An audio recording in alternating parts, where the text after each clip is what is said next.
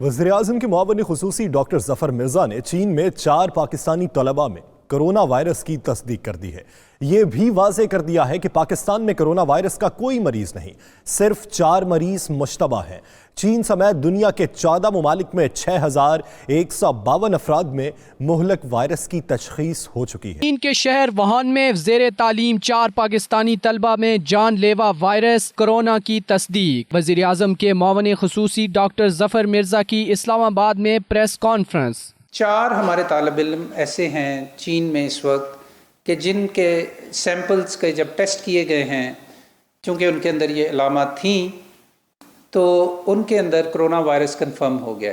इसका मतलब ये है कि 4 पाकिस्तानी इस वक्त कंफर्म्ड कोरोना वायरस डिजीज़ में हैं। उन्होंने बताया कि पाकिस्तान में कोरोना वायरस का कोई मरीज नहीं।